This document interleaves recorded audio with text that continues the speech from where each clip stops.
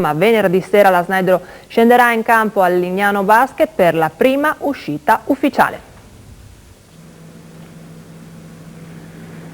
Sono passate poco più di 2 settimane dal giorno del raduno della Snaidero e si può fare un mini bilancio di questa preparazione alla vigilia del Lignano Basket, primo impegno ufficiale della squadra di Teo Alibegovic. Ma in questo momento noi veramente vorremmo fare solo punto dove siamo arrivati, dove siamo con la preparazione sia tecnica sia tattica. Vogliamo che un po' tutti giocano, non vogliamo impiegare primo quintetto sin dal primo fino all'ultimo minuto. Credo pian pianino dobbiamo distribuire il minutaggio a tutti quanti. Le tue prime impressioni sulla squadra di quest'anno che hai potuto vedere appunto in questi primi tempi di preparazione e ritiro? Ma io direi che questo anno abbiamo un po' più professionalismo. Squadra, maggior parte dei giocatori sono arrivati molto meglio fisicamente preparati.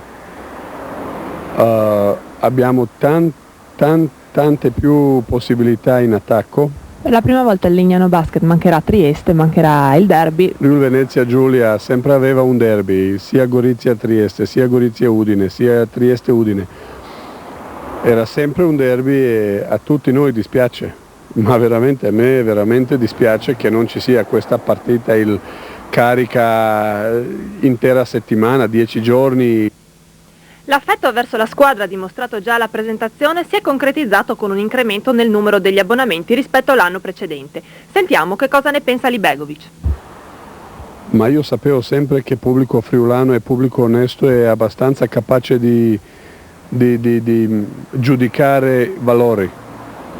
Questo anno sicuramente, questo che si vede nei abbonamenti, io non vorrei dire niente fino che campagna abbonamenti finisce, là si fa una somma di tutto e poi si vede veramente quanto hanno apprezzato grandi investimenti sia di presidente Snaidero sia di Sodo Lavoro. 2 la finalissima. Dopo tanto non ci sarà il derby tra Udine e Trieste, anche se Alibegovic ritroverà coach Pancotto sulla panchina di Teramo e i tifosi arancioni ritroveranno il mitico muro ellenico Dimitris Marmarinos quest'anno nella rosa della compagine abruzzese. Ma non solo, anche l'udinese Stefano Comuzzo fa parte dello staff di Teramo. E alla vigilia di questa prima uscita sul campo, dove i supporter potranno vedere all'opera tutti i nuovi giocatori del roster della Snaidero, è arrivata una notizia che non può che rattristare tutti gli appassionati di basket. Un drammatico addio per un campione mondiale, Alfonso Ford, guardia auto di 33 anni in forza alla Scavolini Pesaro, smetterà di giocare a causa di una gravissima malattia del sangue che l'ha colpito. Ford ha spiegato la situazione con una commovente lettera inviata alla sua società. Cari amici, ha scritto, sono nella sfortunata posizione di dover annunciare che non sarò in grado di disputare la stagione 2004-2005 con la Scavolini.